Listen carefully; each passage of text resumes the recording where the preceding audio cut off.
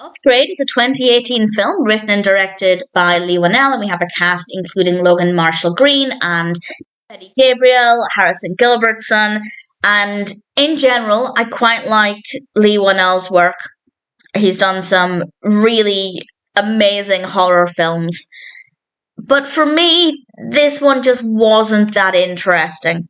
It's an interesting concept, but I just found the execution to be rather dull. But I will say, it has 7.5 out of 10 on IMDb. And that's across 222,000 reviews and ratings. It has a Metascore of 67. I'm saying this because I don't rate it very highly, but it's clear that many people do. So I guess what I'm saying there is if you're curious, check it out, despite what I'm going to say.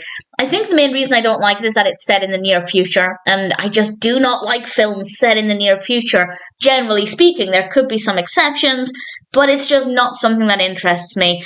But the concept did. It wasn't released in 1946. It's set in 1946, and it's about an individual who is in a traffic accident, and he's a quadriplegic, and he is approached by somebody who is able to implant this device that will give him use of his limbs again, which as a concept sounds amazing.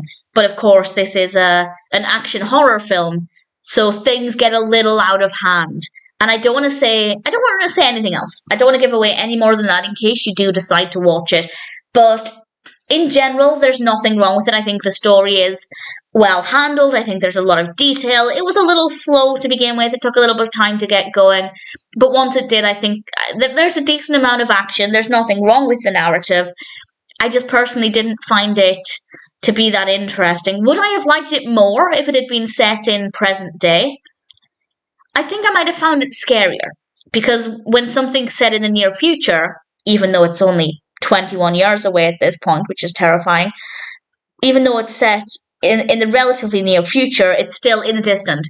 It's not something that's happening now within the context of the film. So it's far enough removed that I'm not fearing this would happen. Whereas when we look at artificial intelligence and advances in technology and other things that could one day be possible, but it's set in present day or within the next couple of years, I just find that to be scarier. Because with how fast things move, part of me believes it's possible.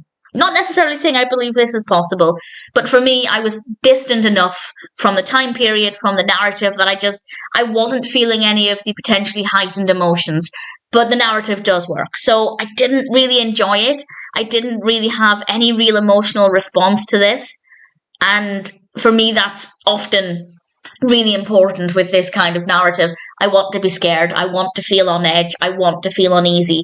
And for the most part, I didn't. So the narrative is fine, but it didn't really cause me to have any strong response. With regards to the characters, absolutely fine. We have Eron Keen, Grey Trace, interesting characters, well written, absolutely no problems with them. The performances are brilliant. Visually, it's quite a striking film.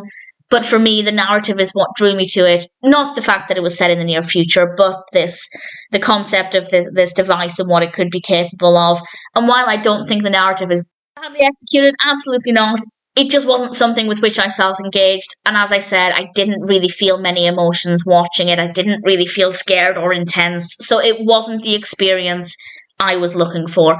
But as I said, it has a very, very impressive 7.5 out of 10 on IMDb, which is really fantastic. So if you're curious, ignore what I'm saying and check it out. There's definitely an audience for it, but from my perspective, it just wasn't quite what I was hoping for.